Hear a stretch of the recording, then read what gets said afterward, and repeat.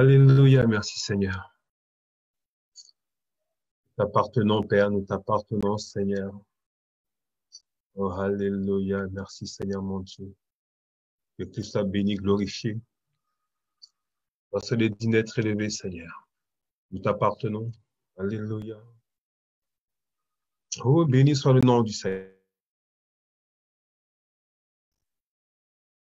Oh, alléluia, béni sois-tu, Seigneur, mon Dieu.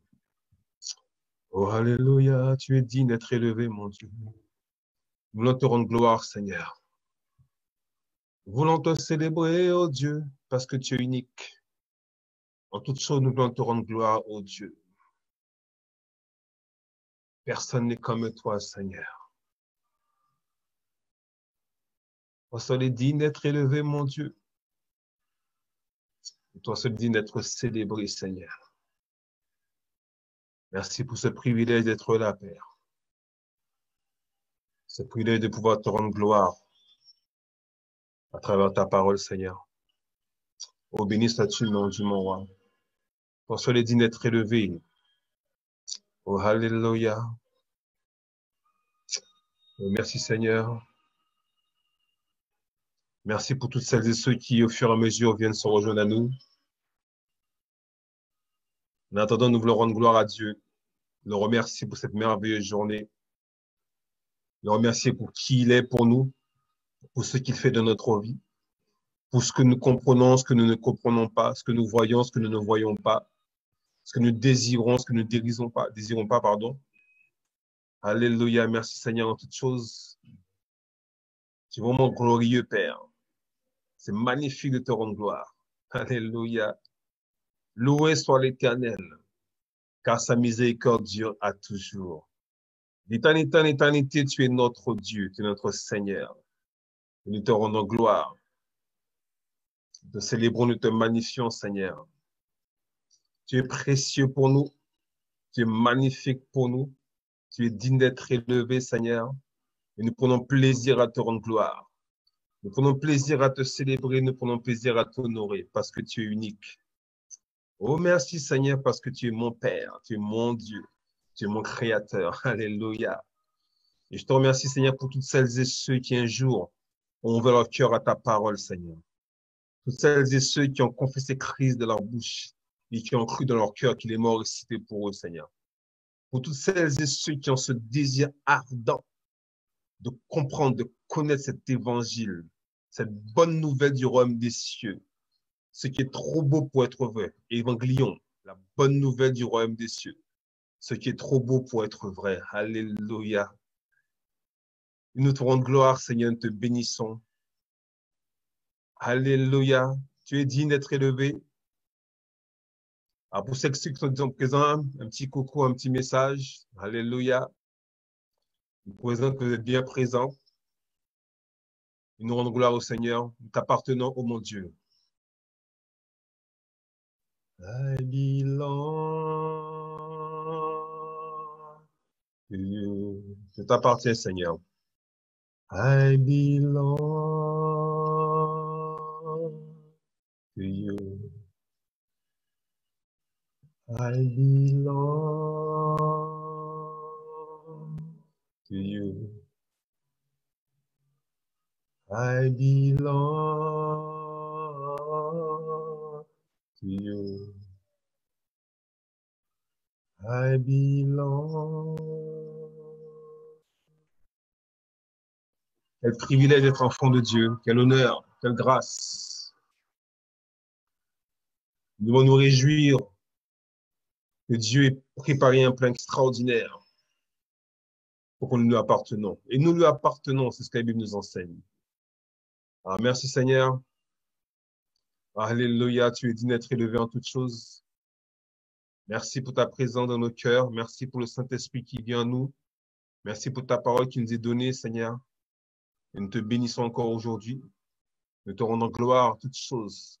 Que Christ soit élevé, que Christ soit glorifié, que Christ soit exalté en toutes choses. Alléluia, merci Seigneur. Tu es digne d'être élevé, mon Dieu. Et tu es digne de célébrer. Merci Seigneur. Que toute la gloire te revienne encore ce soir. Que l'honneur te soit rendu. L'action de grâce soit pour toi, Seigneur, ce soir. Alléluia. Merci, Seigneur. Tu es digne d'être élevé, Père. Tu es digne de glorifier, Seigneur, mon Dieu. Merci, merci, merci, merci, merci, merci. Oh, alléluia. Merci, Seigneur, mon Dieu. Tu es magnifique en toutes choses. Tu es glorieux, merci. Merci, Père. Merci, Seigneur, mon Dieu. Alléluia. Tu es digne d'être élevé, mon Dieu, mon roi de gloire. Oh, merci, Seigneur. Oh, merci, Papa d'amour. Oh, alléluia. Merci, Seigneur.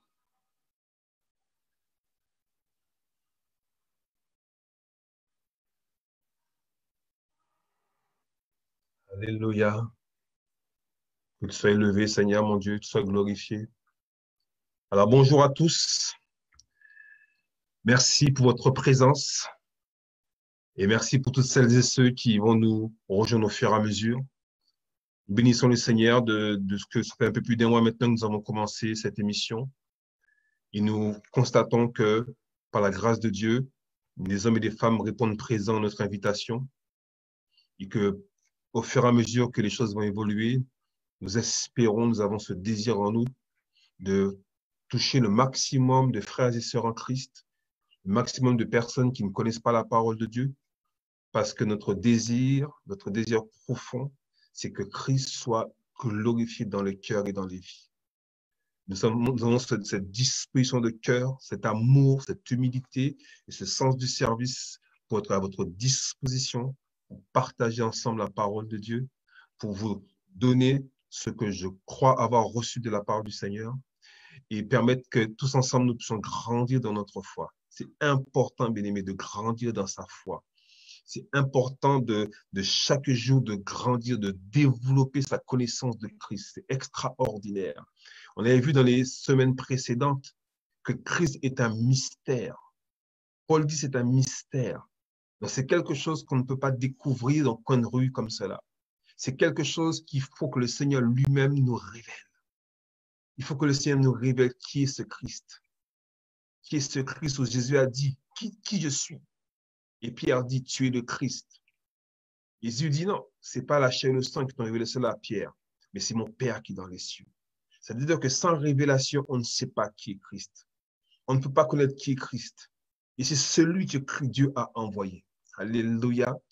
Il y a deux semaines de cela, la semaine dernière également, nous avons parlé de Christ comme étant l'image du Dieu invisible. On avait pris le temps, notamment la semaine dernière, de revoir dans Genèse 1, verset 26 et 27, excusez-moi. On a vu que le projet de Dieu, c'est que l'homme soit créé à son image et selon sa ressemblance. Et on a vu que dans les faits, Dieu a créé l'homme à son image, mais pas selon sa ressemblance. Et on a vu au fur et à mesure qu'on a avancé dans l'enseignement que cette ressemblance, cette image, c'est un mot utilisé dans le Nouveau Testament, Christ est l'image du Dieu invisible.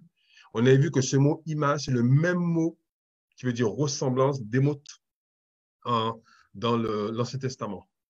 D'accord? On a vu ça la semaine dernière. Alléluia. Et donc, aujourd'hui, nous voulons rentrer un peu plus en profondeur. Il y a certaines choses qu'on va revoir encore sûrement, parce que Christ, c'est une découverte sans cesse. Jour après jour, on découvre encore des choses sur Christ.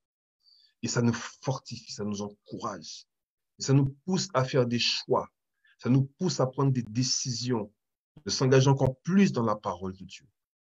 Et aujourd'hui, et pendant, je pense, encore 2 samedis, je voulais parler de Christ, source du salut. C'est important ça, Christ, source du salut. On parle beaucoup d'être sauvé.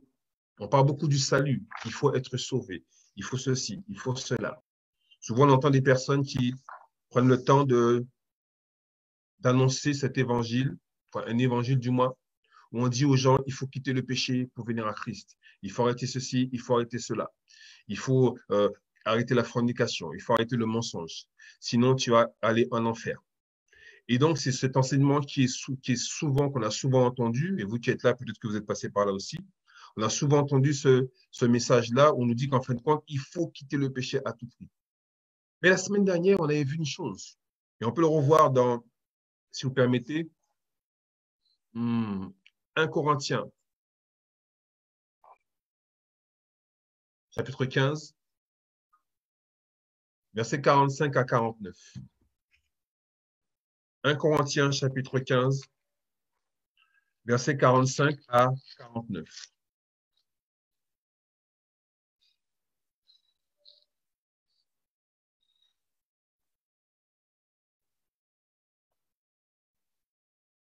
Il est dit, c'est pourquoi il est écrit, le premier homme, Adam, devint une âme vivante. Le dernier Adam est devenu un esprit vivifiant. D'accord? On a vu que le premier Adam était une âme vivante. Dieu a soufflé, souffle de vie, pas la vie Zoé, souffle de vie afin qu'il puisse respirer, afin qu'il puisse être actif.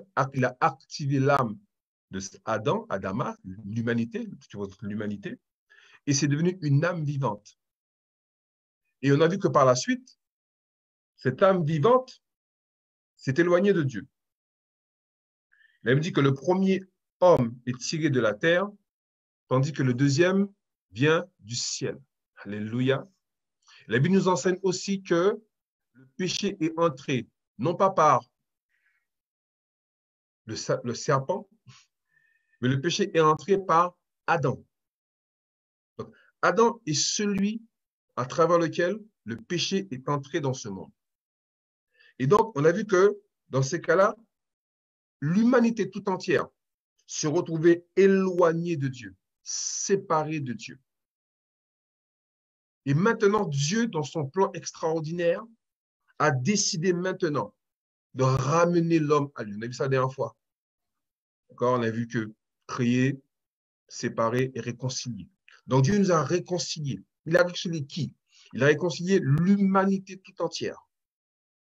Christ est venu afin que l'humanité tout entière soit sauvée. Jean 3,16 nous dit, car Dieu a tant aimé le monde.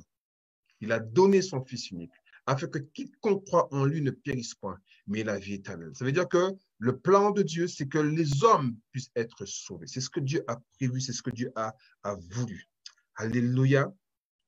Acte 4, verset 12 nous dit quelque chose. Acte 4, verset 12 nous dit, il n'y a de salut en aucun autre, car il y a sous le ciel aucun autre nom, Christ, qui était donné parmi les hommes, par lequel nous devions être sauvés.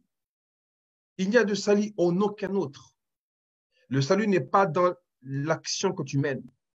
Le salut n'est pas dans adorer un type de personne, adorer une certaine philosophie.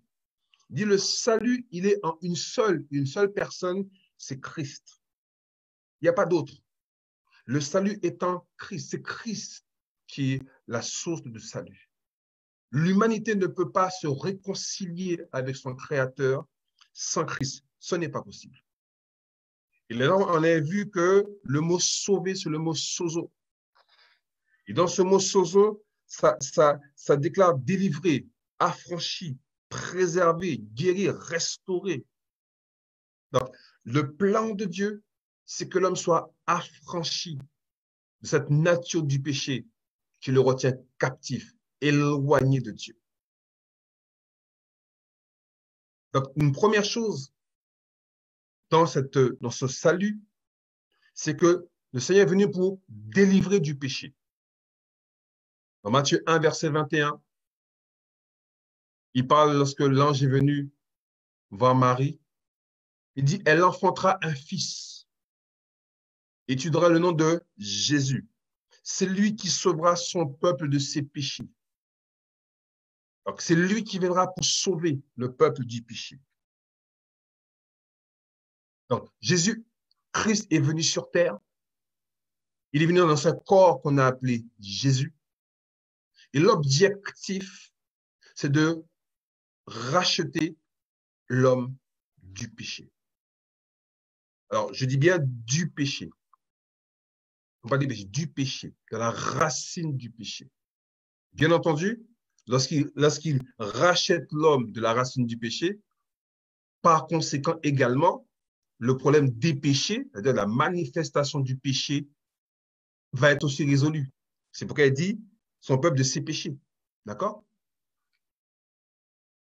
1 Jean 3, 5 nous dit, or, vous le savez, Jésus apparut pour ôter les péchés et il n'y a point en lui de péché. Alors, je voudrais juste un court instant parler de quelque chose un peu précis, qui peut être un peu difficile à comprendre. La Bible dit que Jésus, quand Christ est venu, il est venu chez les siens. On va lire ça dans Jean. Juste une parenthèse.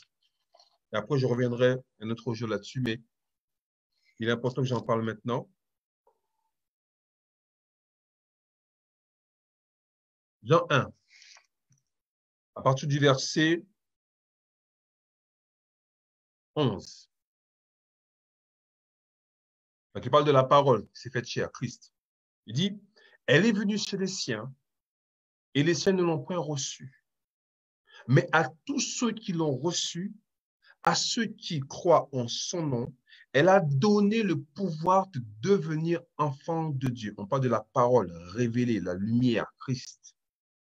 Dans un premier temps, il est venu chez les siens. Pourquoi chez les siens?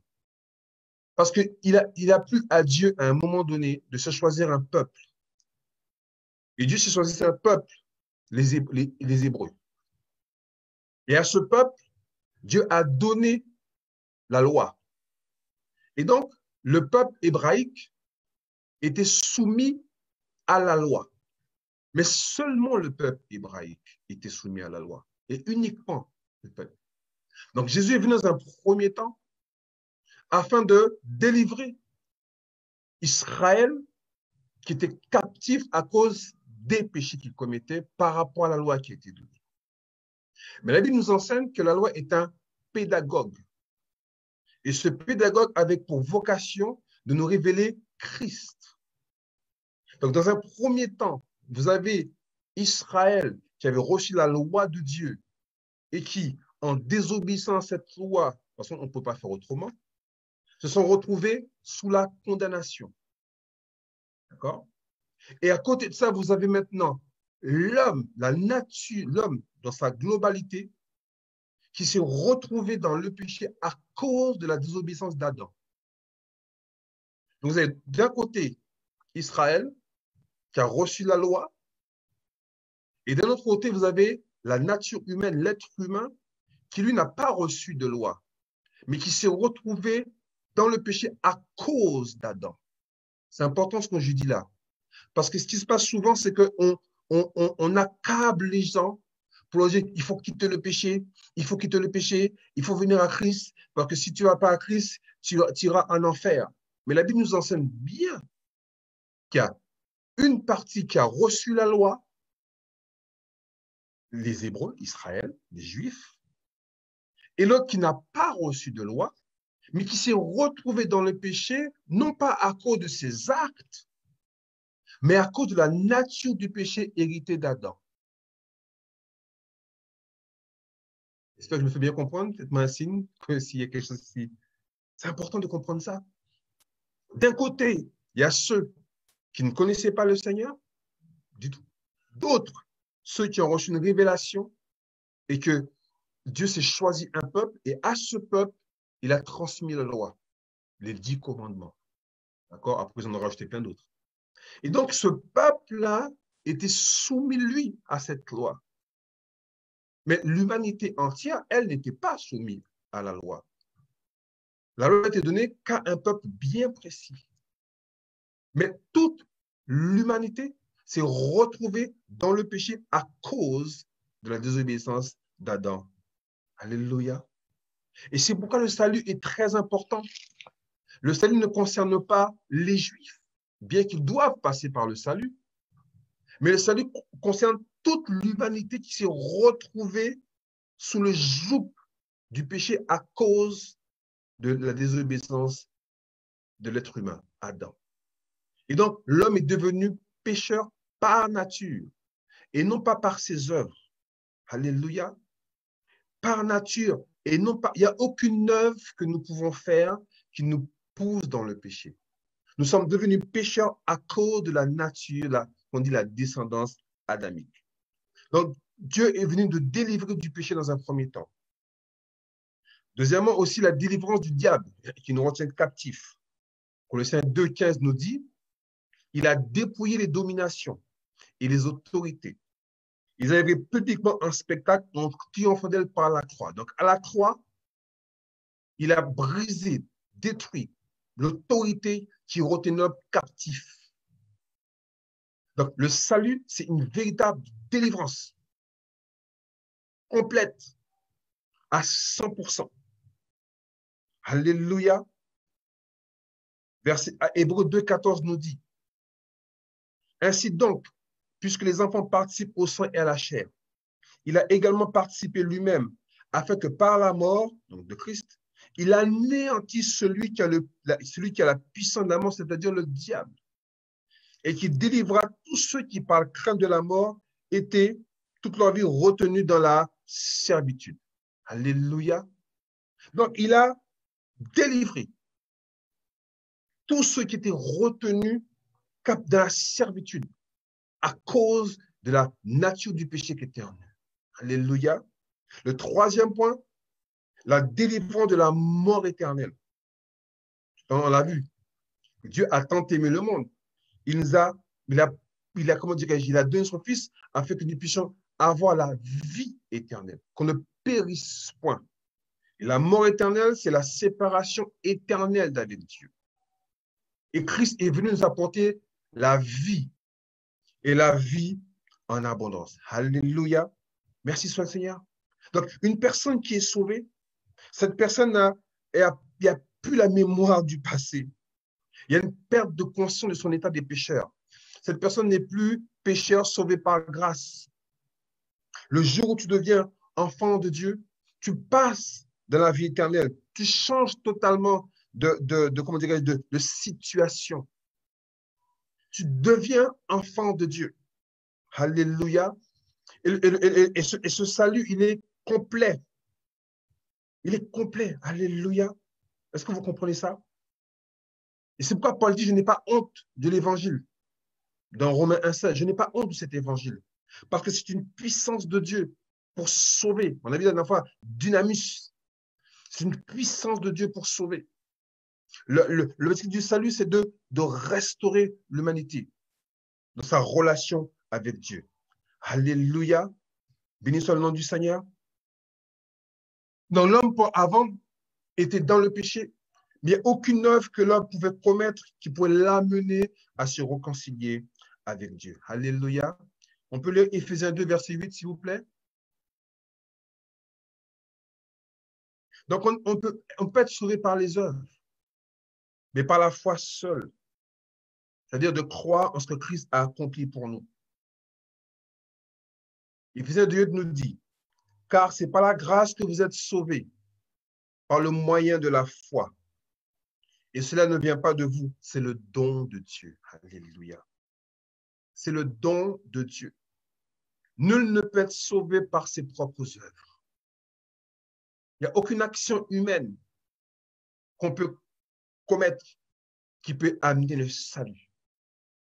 Il est de bon ton, souvent dans certaines assemblées, on dit aux gens, en répétant une prière, tu seras sauvé. Mais il n'y a aucune action que nous pouvons commettre qui puisse nous amener à être sauvés. La Bible déclare, c'est le don de Dieu. C'est Dieu qui a fait cette œuvre. Vous et moi, il n'y a rien qu'on puisse faire aujourd'hui qui puisse nous permettre d'être sauvés, d'être restaurés. Notre relation avec Dieu puisse être restaurée. Alléluia. C'est Dieu lui-même qui a accompli cette tâche. C'est Dieu qui a prévu cela. La semaine dernière, on avait vu que le plan de Dieu, c'était notamment, c'est que l'homme puisse être à la ressemblance de Christ. On a vu ça la semaine dernière. Maintenant, si nous lisons maintenant dans Éphésiens 1, verset 9, qu'on a déjà vu, il dit, nous faisons connaître le mystère de sa volonté, selon le bienveillant dessein qu'il avait formé en lui-même, pour le mettre à exécution lorsque les temps seraient accomplis, de réunir toutes choses en Christ, celles qui sont dans les cieux et celles qui sont sur la terre. Alléluia. De réunir toutes choses en Christ, celles qui sont sous les cieux et celles qui sont sur la terre. La Bible nous enseigne que toute la création se retrouvait sous la férule, sous la domination du péché.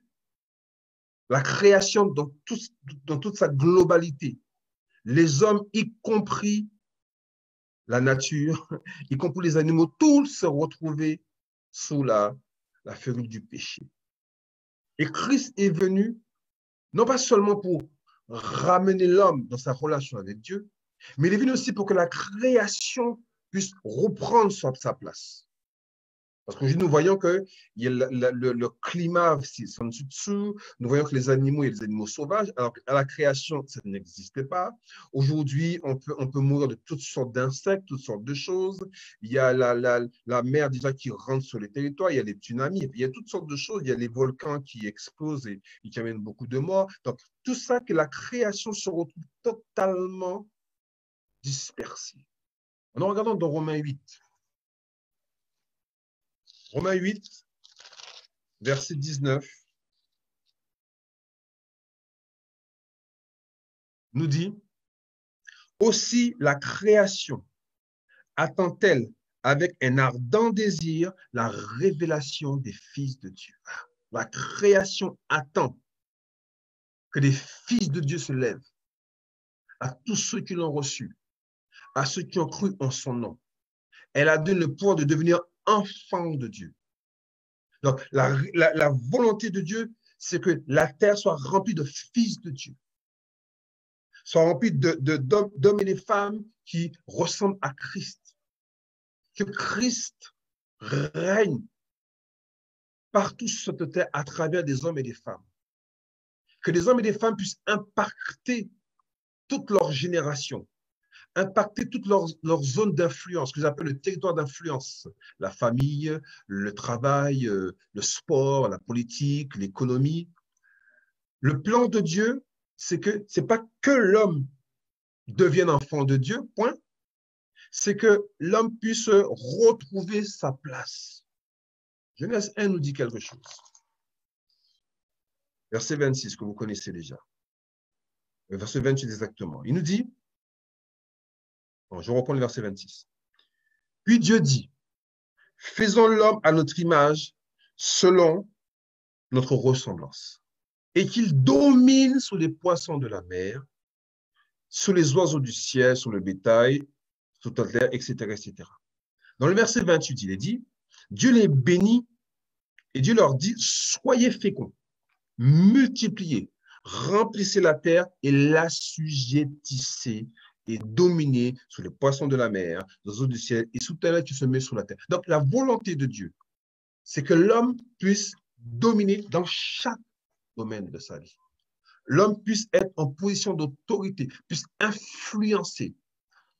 Adam et Ève avaient reçu de Dieu ce mandat d'influencer la terre, de faire en sorte que toute la terre puisse être dirigée. Vous connaissez la prière qu'on appelle notre prière de notre Père. Notre Père qui est aux cieux, que ton nom soit sanctifié, que ton règne vienne, que ta volonté soit faite sur la terre comme elle est faite au ciel. Jésus nous a montré comment on devait prier. Qu'est-ce que Dieu voulait? Dieu voulait que la terre soit régie par l'homme qui lui-même est soumis à l'autorité divine. Et pour ce faire, Dieu ne voulait pas que l'homme soit une marionnette. Dieu voulait que l'homme puisse lui ressembler. Comment? En recevant la vie éternelle, la vie de Dieu, Zoé. Et cet homme qui recevait la vie éternelle avait maintenant la capacité de pouvoir influencer le territoire dans lequel il vit. Donc, le salut, ce n'est pas une question de religion. Ce n'est pas une question seulement de confesser Christ, d'aller à l'assemblée. Il faut y aller dans la mesure du possible, bien entendu. Mais le salut, c'est tout global. La volonté de Dieu, c'est que tout soit réuni en Christ. Christ, la source du salut. Afin que l'homme puisse influencer la terre par la parole de Dieu. Le Seigneur veut que vous et moi, qui devenons enfants de Dieu, on puisse avoir une influence dans nos familles. On puisse annoncer Christ dans nos familles, présenter au monde entier Christ tel que Dieu veut qu'on puisse lui annoncer. Non pas un Christ religieux, non pas un père fouettard. Non, nous voulons véritablement que présenter un Christ qui agit dans les vies. Et lorsque Christ était sur terre, il a agi dans les vies. Il a guéri les corps qui étaient meurtris. Il a ramené à la vie ceux qui étaient morts. Il s'est occupé de nourrir les peuples qui étaient affamés. Il s'est même occupé d'aider Pierre à payer, comment dirais-je, ses impôts. Donc, Christ est venu influencer l'homme dans sa globalité. Pas seulement pour qu'il puisse prier, pas seulement pour qu'il puisse la Bible, mais là où il est, l'homme puisse influencer. Je vous rappelle que la volonté de Dieu, c'est pas que nous vivions au ciel. Souvent, on dit aux gens, nous allons au ciel. C'est pas la volonté de Dieu. L'homme n'a pas été créé pour vivre au ciel. L'homme a été créé pour régner sur cette terre. Et lorsqu'on parle de règne, on ne parle pas de prier tout le temps. Même si elle dit de prier sans cesse, mais prier sans cesse, ça veut dire demeurer en permanence en relation, en communion avec Dieu, afin qu'il puisse nous influencer notre mentalité pour que nous-mêmes nous puissions influencer le monde. Parce que si nos pensées sont renouvelées, nos actions seront renouvelées. Et les gens verront que nous, en tant qu'enfants de Dieu, nous agissons de manière totalement différente. Je suis un médecin, je suis enfant de Dieu. La façon dont j'exerce mon métier est totalement différente de celui qui n'est pas à Christ. Dieu peut me donner une pensée. Dieu me révéler une manière de faire. Je suis cuisinier, dans n'importe quelle chose que je fais, Dieu peut me donner des pensées, Dieu peut me donner des idées. Dieu peut permettre que je puisse, tout en respectant éventuellement les codes qu'on m'a donnés dans mon emploi, mais à travers ma façon de faire, à travers la façon dont je considère ce que je fais, à travers l'approche que j'ai de certaines situations, je puisse faire la différence. C'est ça, être un enfant de Dieu. Un enfant de Dieu, c'est quelqu'un qui va influencer son territoire. C'est ce que Dieu veut. C'est pourquoi Dieu a voulu restaurer cet homme. Alléluia. Alors, c'est vrai que ça peut choquer certaines personnes, parce qu'on leur dit, oui, quand tu viens à Christ, il y a les dogmes, il faut faire ci, il ne faut pas faire ceci, il faut prier comme ça, il faut faire ceci, il faut lire sa Bible 3 fois par jour, etc., etc., etc. Non. L'influence que nous devons avoir, c'est une influence qui est globale sur notre territoire tout entier. Alléluia. C'est pourquoi que Dieu est venu pour cela. Alléluia. Et ce plan était déjà prévu bien avant. C'est pourquoi je veux dire qu'il n'y a rien de ce que vous et moi nous pouvons faire qui peuvent permettre que nous puissions être réellement sauvés. Alléluia. 1 Pierre 1, verset 18 nous dit quelque chose. Jusqu'au verset 21. Sachant que ce n'est pas par les choses périssables, par de l'argent ou de l'or, que vous avez été rachetés de la vaine manière de vivre que vous aviez hérité de vos pères, mais par le sang précieux de Christ, comme d'un agneau sans défaut et sans tache, vous allez bien, prédestiné avant la fondation du monde et manifesté à la fin des temps à cause de vous, qui par lui croyez en Dieu, lequel a ressuscité des morts, lui donné la gloire, en sorte que votre foi, votre espérance repose sur Dieu. Alléluia. C'est-à-dire que bien avant que le péché entre dans ce monde, Dieu avait déjà prévu, Dieu avait anticipé ce qu'il allait faire. Dieu avait déjà prévu que l'homme puisse être dans la situation dans laquelle il allait se trouver. C'est pourquoi Dieu avait prévu la manière de restaurer cet homme. Comme la dernière fois, Dieu connaît toutes choses. Dieu sait exactement ce que nous avons pris, ce que nous devons vivre. Et il a tout prévu. Alléluia. Regardez dans 2 Thessaloniciens, chapitre 2, verset 13. Il dit, pour nous, bien-aimés, nous devons, à votre sujet, rendre continuellement grâce à Dieu, parce que Dieu vous a choisi dès le commencement pour le salut, par la sanctification de l'Esprit et par la foi en la vérité. Dieu vous a choisi dès le commencement pour le salut. Ce n'est pas quelque chose qui est fait par hasard. C'est quelque chose qui était dans la préscience de Dieu. Dieu avait prévu cela bien avant. Donc, vous comprenez bien que le salut, ce n'est pas juste le fait de répéter une prière. Le salut, ce n'est pas le fait juste de, comment dirais-je, de participer à des assemblées, de participer, ne serait-ce que même écouter le message que je vous apporte aujourd'hui. Le salut, c'est plus global que cela. Parce que Dieu avait déjà prévu ces choses-là. Dieu savait tout. Il avait déjà prévu le moyen pour que nous puissions être restaurés. Parce que dans le plan de Dieu, c'est que l'homme régisse cette terre. Alléluia. Tu es un régisseur. Tu es appelé à régir cette terre, mais pas n'importe comment. Pas n'importe comment. Alléluia.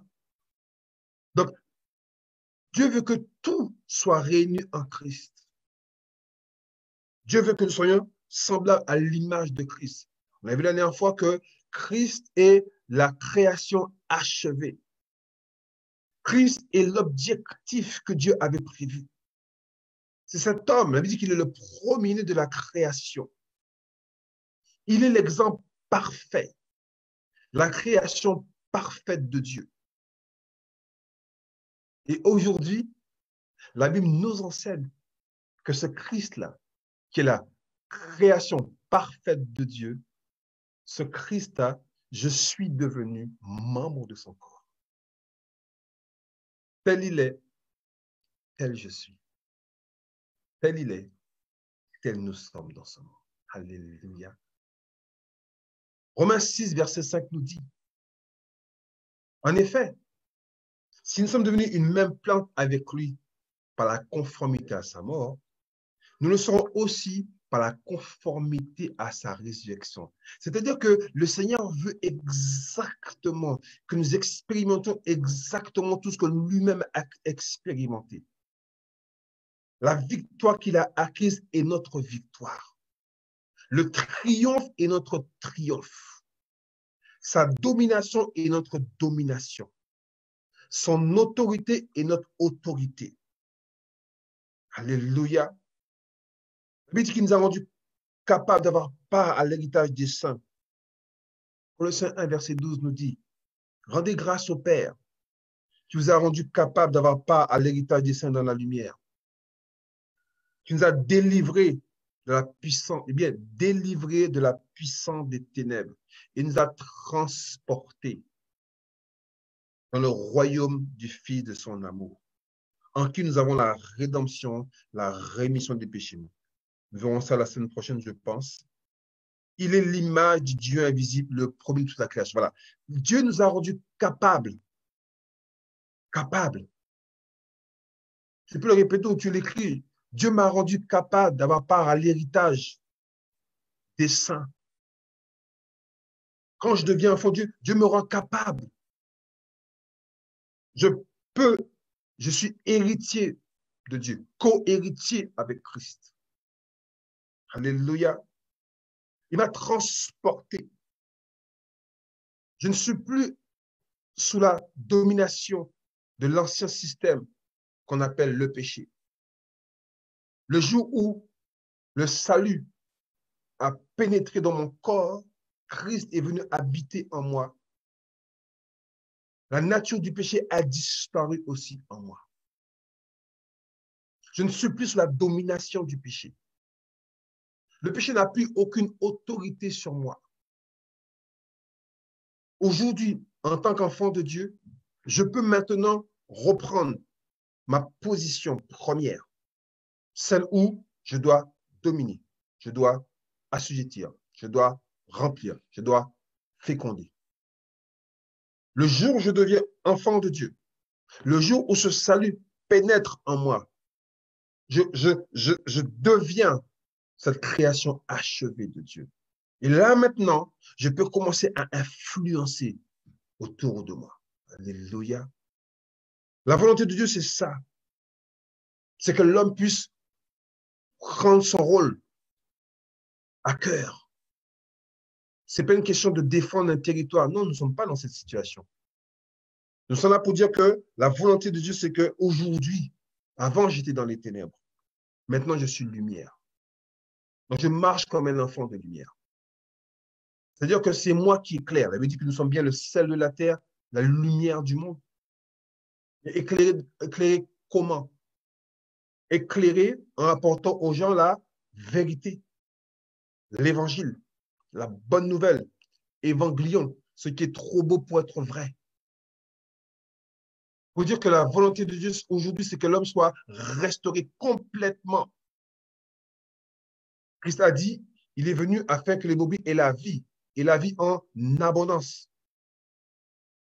Il veut que nous prospérons à tous égards, comme prospère l'état de notre âme. La prospérité est dans le plan de Dieu pour ses enfants. Mais la prospérité dans le but d'avoir suffisamment à tout niveau, intellectuel, spirituel, financier et matériel éventuellement aussi, pour pouvoir influencer ce territoire, afin que les gens puissent savoir qu'il y a une autre manière de faire les choses. Il y a une autre conception des choses sur cette terre. On peut gérer nos familles différemment. On peut gérer nos emplois différemment. On peut même, pour ceux qui sont appelés à faire la politique, différemment. On peut gérer la cité, c'est ça la politique, gérer la cité différemment. C'est ça la parole de Dieu. La parole de Dieu, il faut sortir souvent nous restons dans les quatre murs et si nous restons souvent entre nous. C'est pas ça que Dieu voulait. Dieu voulait que l'homme puisse influencer, non pas de manière religieuse, non. C'est pas le fait en criant Jésus partout, non, c'est pas ça. C'est que Dieu peut nous donner la sagesse nécessaire pour apporter des idées nouvelles, etc., comme je disais tout à l'heure. Donc, c'est la volonté de Dieu. Alléluia. Ça va? Que Dieu soit béni, Dieu soit glorifié. Merci Seigneur pour son plan parfait. Maintenant, on va s'attarder un peu sur Romains chapitre 8.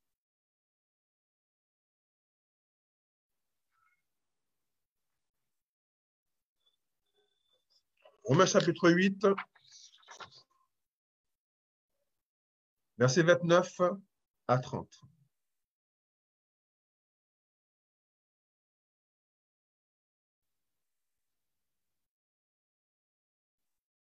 Alléluia. La Bible nous enseigne. On peut commencer par le verset 28, mais c'est plutôt après qui m'intéresse. Nous savons du reste que toute chose concourt au bien de ceux qui aiment Dieu, de ceux qui sont appelés selon son dessein. Donc, il y a un dessein, il y a une volonté, il y a un plan que Dieu a prévu. Il y a quelque chose que Dieu a prévu. Le salut participe à la réalisation du plan, du dessein de Dieu. Pourquoi devons-nous être sauvés? Pourquoi le salut doit être annoncé? Pourquoi? Quel est le plan de Dieu? Quel est le dessein de Dieu? On l'a vu tout à l'heure, réunir toutes choses en Christ. Toutes choses en Christ. Toutes choses en Christ. Ça, c'est le dessein, le plan parfait de Dieu. Ceux qui sont appelés selon son dessein. C'est quoi le but? L'objectif de Dieu? Pourquoi? Car ceux qu'il a connus d'avance, ils ont aussi prédestiné être semblable à l'image de son Fils, afin que son Fils pût le promener entre plusieurs frères. Et ceux qu'il a prédestinés, il les a aussi appelés. Et ceux qu'il a appelés, il les a aussi justifiés. Et ceux qu'il a justifiés, il les a aussi glorifiés. Alléluia. Il y a 5 choses qu'on peut voir dans ce passage-là. Premièrement, la Bible dit que ceux qu'il a connus d'avance. Donc, Dieu connaît, Dieu a la connaissance de ceux qui, à un moment donné de leur vie, vont accepter ce message. À un moment donné, vont être restaurés. Dieu sait. Il n'y a pas de sélection naturelle. Il n'y a pas que Dieu décide, toi, tu es sauvé, pas. Non, Dieu sait pertinemment. Parce que lorsque Dieu a créé l'homme, Dieu a laissé à l'homme le pouvoir de prendre des décisions. Lorsqu'il a insufflé son souffle dans les derniers de l'homme, il est devenu une âme vivante. Et l'âme, c'est le siège des émotions, de la volonté, des pensées, de la volonté. Donc, l'homme peut prendre des décisions. Dieu lui a donné l'opportunité de prendre des décisions. Dieu ne force Aucune personne. C'est pourquoi annoncer l'évangile, c'est pas forcer les gens, c'est pas mettre l'accent sur le péché. Les gens vont venir, entre guillemets, à Christ par peur du péché. Mais bien aimé, nul n'est pécheur par choix. Nul n'est pécheur par ses œuvres. Nous sommes pécheurs par nature. Personne n'est devenu pécheur parce qu'il a décidé. Nous sommes devenus pécheurs parce que c'est un héritage spirituel du premier homme. Le péché est entré par Adam. Je me répète parce que c'est important. C'est important de comprendre que les personnes que nous connaissons, qui ne sont pas au Seigneur, ce n'est pas en leur annonçant un évangile de peur, un évangile de loi, un évangile de restriction, un évangile de dogme que ces places sont sauvées. Non, parce que bien avant que le péché entre dans l'homme, lui dit que Dieu les a connus d'avance. Dieu sait toutes choses avant que cela arrive. Deuxième point, il a été prédestiné à être semblable à l'image de son Fils. Donc, une personne qui est sauvée, l'objectif, c'est de ressembler à Christ. Démote, de ressembler à Christ en tant qu'esprit. Que l'esprit de Dieu soit, comment dirais-je, prenne place, notre esprit soit réveillé, soit régénéré. Que la mort disparaisse et que la vie prenne place. Et que dans cet esprit qui est né de nouveau, le Saint-Esprit prenne le dessus et dirige la vie de l'homme. La Bible dit, marchez selon l'esprit et vous n'accomplirez pas les désirs de la chair. Car la chair a des désirs contraires à ceux de l'esprit. Ils sont opposés l'un l'autre afin que vous ne fassiez pas ce que vous voudriez. Donc, le plan de Dieu, dans un premier temps, Dieu connaît d'avance. Deuxièmement, il a prédestiné à être l'image de Dieu. Troisièmement, Dieu a appelé ceux qui ont été prédestinés. Donc, il y a un plan que Dieu a prévu. Nul ne vient au Père, c'est le Fils. Au Fils, si le Père ne l'envoie. Personne ne vient à Christ par hasard. Quatrièmement, la justification. C'est-à-dire que tu es juste devant Dieu. C'est Dieu dans son plan qui a décidé que tu es juste. Ce ne sont pas tes œuvres. C'est Dieu qui l'a prévu ainsi, afin que personne ne puisse se glorifier. Personne ne peut dire que c'est parce que j'ai fait ci, parce que j'ai fait ça, parce que j'ai fait ceci. Non. Nul n'est sauvé par ses œuvres. C'est Dieu qui justifie. C'est-à-dire que pour lui, c'est comme si nous avions jamais péché. Ça veut dire que Dieu nous a fait que nous soyons saints et irrépréhensibles devant lui. Donc, quand je deviens un Christ, le fardeau du péché n'est plus sur moi. Je suis libéré du fardeau du péché. Le Fils de l'homme m'a littéralement affranchi et complètement affranchi. Je suis libre. Cinquièmement, la glorification de ceux qui ont été justifiés. On verra ça de la semaine prochaine, je pense, où il y a une troisième étape où le corps que nous revêtons aujourd'hui là sera totalement transformé en un corps glorifié. Alléluia. Donc, le Seigneur savait toutes choses. Il savait toutes choses. Il savait exactement ce qui allait passer. Dieu, dans son plan parfait, avait prévu cela. Et la Bible dit dans Philippiens 1,6 que tout ce que Dieu commence, il le finit. C'est-à-dire que quand une personne passe par le salut, Dieu prend les choses en main. Et on a vu ça la dernière fois qu'une personne qui est sauvée ne peut pas faire marche arrière. Le salut de l'esprit est éternel. Il n'y a pas de marche arrière. Dieu nous garantit cela. Il a donné le Saint-Esprit comme étant le gage de ce salut éternel. Alléluia. Alléluia. Christ est la source du salut. Dieu a tout prévu, bien avant que le monde soit.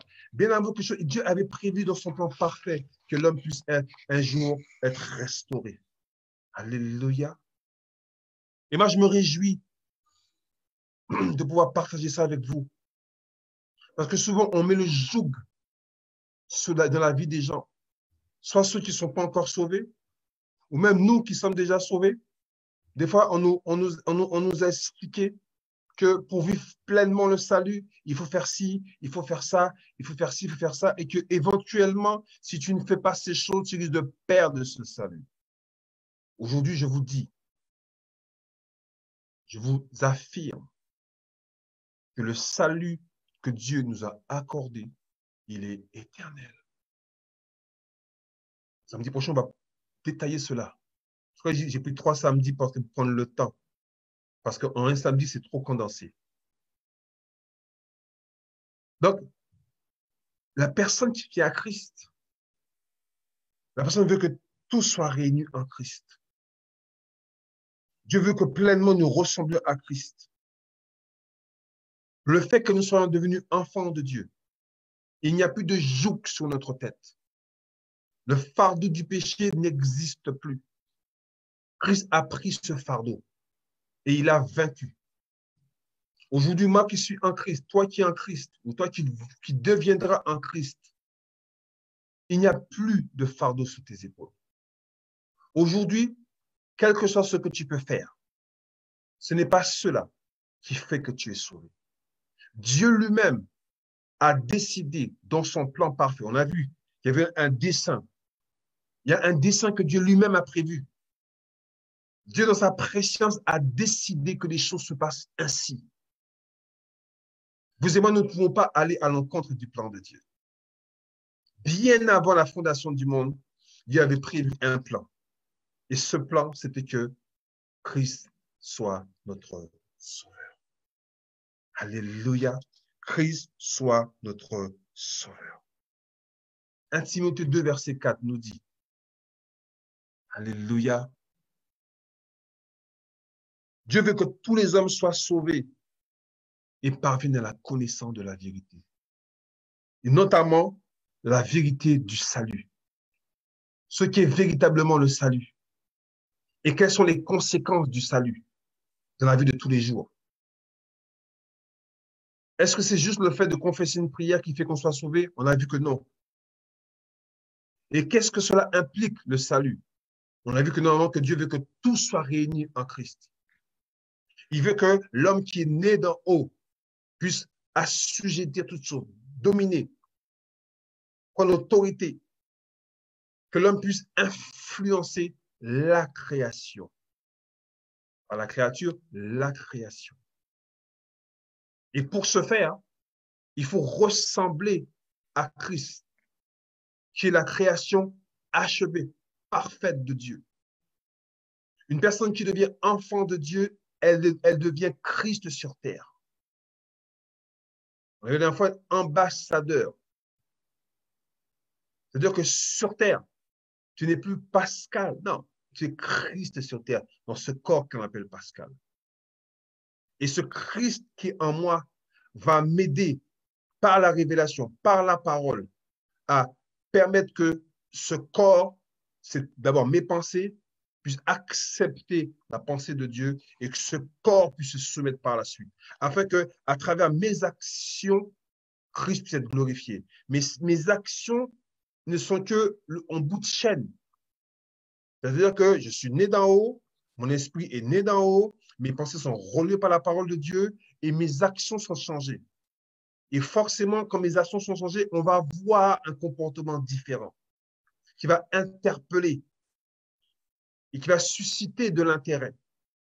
Et c'est comme ça que les gens vont comprendre que être enfant de Dieu, être sauvé, c'est véritablement représenter Dieu sur cette terre. C'est pourquoi je me réjouis de partager ça avec vous. C'est pourquoi je suis content. Alléluia. Si toi, tu es content aussi, partage cet enseignement avec le maximum de personnes. Alléluia. Il faut que ce message soit diffusé. Et au fur et à mesure, on va encore plus rentrer dans les détails pour voir qu'en fin de compte, pour découvrir comment nous, qui sommes nés d'en haut, quelle doit être notre attitude, notre comportement sur cette terre. Qu'est-ce que Dieu attend de nous? qu'est-ce que Dieu a prévu pour nous? Parce que certes, nous sommes sauvés. Certes, le salut, il est acté, il est éternel. Mais sur terre, il y a un comportement qu'on doit avoir. Il y a des choses qu'on doit faire sur cette terre. Il y a quelqu'un qu'on doit représenter sur cette terre. Il y a un royaume qu'on doit représenter sur cette terre. Par la suite, nous allons voir ça en détail. Et on va voir qu'en fin de compte, lorsque tu as compris qui tu es, il n'y a plus de lutte.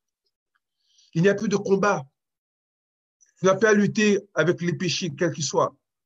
Parce que tu as reçu l'autorité de Dieu, l'autorité de Christ. Tu marches dans cette autorité. Tes pensées sont soumises à la pensée de Christ. Donc, les péchés qui sont encore dans tes pensées vont forcément se soumettre à l'autorité de Christ que toi-même tu manifestes. Tu as accepté la pensée de Christ. Tu as accepté le salut de Dieu. Tu as accepté l'autorité de Christ dans ta vie. Et le fait d'accepter cela, tu le manifestes. Tes pensées sont transformées et tes actions le sont par la suite. Et là, tu représentes véritablement Christ. Quand Christ était sur terre, il a laissé personne indifférent. La façon dont il s'exprimait interpellait. Ses actions interpellaient. Son langage interpellait. Tel il est, tel nous sommes. Alléluia. Que le Seigneur soit béni. Que le Seigneur soit glorifié. Que le Seigneur soit célébré. Alléluia. Nous sommes là pour élever son merveilleux nom. Pour glorifier son merveilleux nom. Alléluia. Oh Père, nous te remercions pour ta parole, Seigneur. Nous te remercions, Seigneur, pour l'évangile de Christ. Nous te remercions pour la bonne nouvelle du royaume des cieux, Seigneur. Oh Père, merci de confirmer dans les cœurs ta parole, Seigneur. De permettre que cette parole puisse grandir en nous, Seigneur, mon Dieu. Merci d'élargir encore, Seigneur, mon Dieu, notre vision de Christ, Seigneur, mon Dieu. Permets que réellement nous puissions, Seigneur, le saisir qui il est véritablement, Seigneur. Comprendre exactement pourquoi il est venu. Comprendre parfaitement le dessein de Dieu. Nous avons compris que Christ est venu. Dieu veut que tout soit réuni en Christ. Que nous soyons l'image de Christ, qui est la création achevée de Dieu. Père, je te rends grâce, je te bénis pour ce temps. Je bénis chacune des personnes ici présentes, celles qui sont en direct, et ces personnes qui regarderont cette émission en différé. Que Christ soit béni, que Christ soit glorifié, que Christ soit célébré. Je me retrouve avec plaisir et joie samedi prochain, toujours à la même heure, le veille ténèbres à 22h. Que Dieu vous bénisse. Très bonne semaine. À bientôt.